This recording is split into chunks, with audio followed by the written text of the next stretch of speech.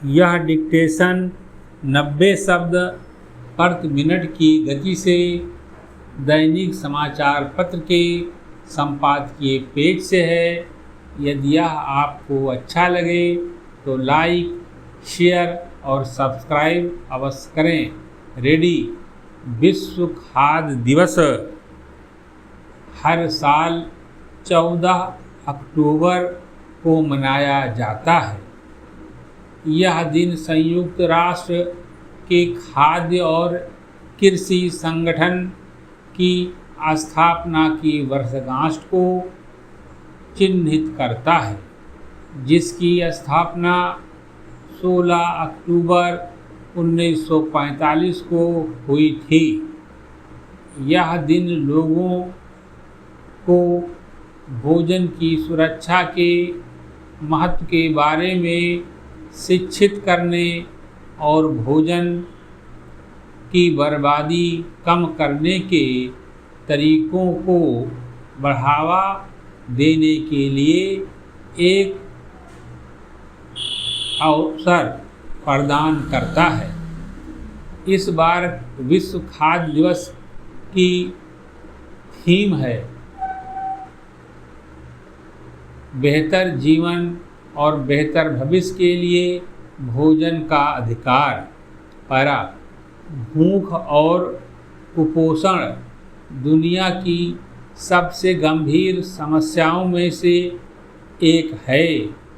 लाखों लोग हर दिन पर्याप्त भोजन नहीं खा पाते, जिससे उन्हें गंभीर स्वास्थ्य समस्याएं होती हैं। जब व्यक्ति को पर्याप्त भोजन नहीं मिल पाता तो इसे भूख की अवस्था कहते हैं, और जब व्यक्ति को पर्याप्त पोषण नहीं प्राप्त हो पाता, भले ही उसे पर्याप्त भोजन मिल रहा हो, तो उसे कुपोषण की अवस्था कहते हैं। भूख और कुपोषण कई कारणों से हो सकता है, जैसे गरीबी, युद्ध और संघर्ष, जलवायु परिवर्तन, अर्थव्यवस्था, आय असमानता आदि। गरीब लोग अक्सर पर्याप्त भोजन खरीदने में सक्षम नहीं होते। युद्ध और संघर्ष की स्थिति में अक्सर भोजन की आपूर्ति बाधित होती है। इससे भूख और कुपोषण की समस्या पैदा होती है। जलवायु परिवर्तन, सूखे, बाढ़ और अन्य प्राकृतिक आपदाओं का कारण बन सकता है, जिससे भोजन की कमी हो सकती है।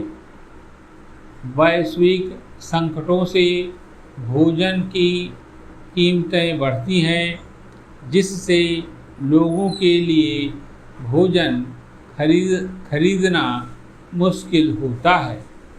कुपोषित बच्चे ठीक से विकास नहीं कर पाते और उनके शारीरिक और मानसिक स्वास्थ्य पर दीर्घकालिक प्रभाव पड़ सकता है। कुपोषित लोग काम करने में सक्षम नहीं होते, जिससे आर्थिक विकास बाधित होता है। भूख और कुपोषण जैसी समस्याओं से निपटने के लिए हमें कृषि उत्पादन में सुधार करना चाहिए और भोजन की आपूर्ति बढ़ाने के लिए काम करना चाहिए। भोजन की कीमतें कम करने और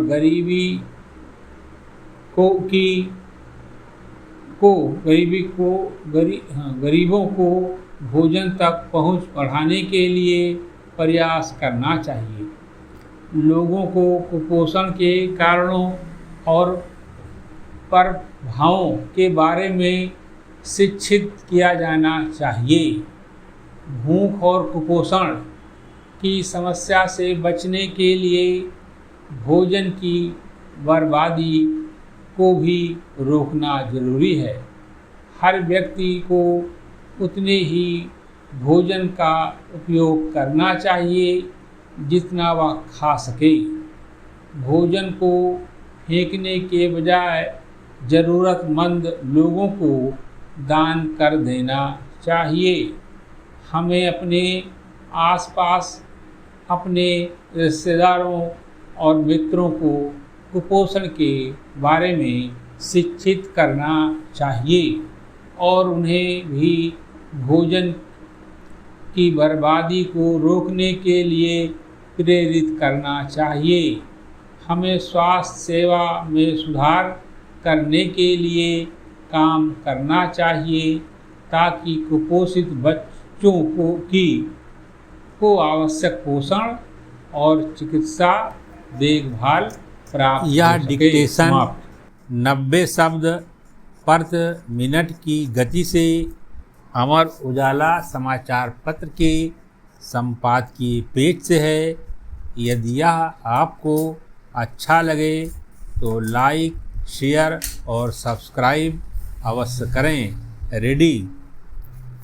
बहराइच जनपद के महाराजगंज इलाके में रविवार शाम दुर्गा प्रतिमा विसर्जन जुलूस के दौरान डीजे बजाने को लेकर दो समुदायों में हुई कहासुनी के बाद शुरू हुए हिंसा और तनाव के दौर का अगले दिन भी जारी रहना जितना दुर्भाग्यपूर्ण है उतनी ही क्षोभकारी है।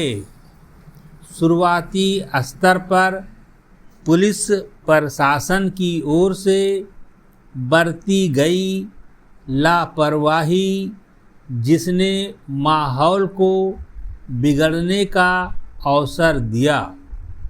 उल्लेखनीय है कि दुर्गा प्रतिमा विसर्जन जुलूस हर वर्ष इसी रास्ते से गुजरता है, लेकिन अब से पहले हिंसा हुई हो ऐसा देखा नहीं गया था। इस बार जब घटनास्थल से जुलूस गुजर रहा था तब पहले नारेबाजी और फिर दोनों समुदायों के बीच पत्थरबाजी शुरू हो गई, लेकिन एक युवक की गोली लगने से मौत के बाद पूरे इलाके में तनाव फैलता ही गया, जो वाकई चिंतित करने वाला है। त्योहार चाहे किसी भी धर्म के हों, उनका उद्देश्य समाज में खुशी, सामूहिकता और भाईचारे को बढ़ावा देना होता है। दुर्गा पूजा भी भारतीय संस्कृति और परंपरा का महत्वपूर्ण अंग है, लेकिन कुछ असामाजिक तत्व इन अवसरों का इस्तेमाल अपने निहित स्वार्थों के लिए करते हैं, जिससे समाज में तनाव व विभाजन की स्थिति उत्पन्न होती है। ऐसी घटनाएं सिर्फ बहराइच तक ही सीमित हों ऐसा नहीं है। बीते रविवार को ही पश्चिम बंगाल में भी दुर्गा पूजा पंडाल में तोड़ फोड़ की गई। हैदराबाद, कर्नाटक और झारखंड में भी बीते दिनों ऐसी ही घटनाओं का होना सामाजिक ताने बाने को हिला देने वाली गंभीर स्थितियों को ही दर्शाता है। जो राष्ट्र निर्माण के प्रयासों को भी धक्का पहुंचाती हैं। ये घटनाएं समाज को यह याद दिलाने की ज़रूरत की ओर इशारा करती हैं कि विविधता हमें तभी समृद्ध कर सकती है जब हम इसका सम्मान कर सकें। लेकिन अगर यही विविधता विभाजन की ओर अग्रसर होती है तो यह ना तो समुदाय विशेष और ना ही राष्ट्र हित में होगा। बहराइच मामले में मुख्यमंत्री योगी आदित्यनाथ द्वारा दिखाई गई सख्ती ऐसे वक्त में बिल्कुल उपयुक्त दिखती है, जिसके तहत उन्होंने आला अधिकारियों को मोर्चे पर उतारते हुए धार्मिक आयोजनों में बाधा पहुंचाने वाले असामाजिक तत्वों को तो कड़ा संदेश दिया ही है, लापरवाही दिखाने वालों पर सख्त कार्रवाई भी की है।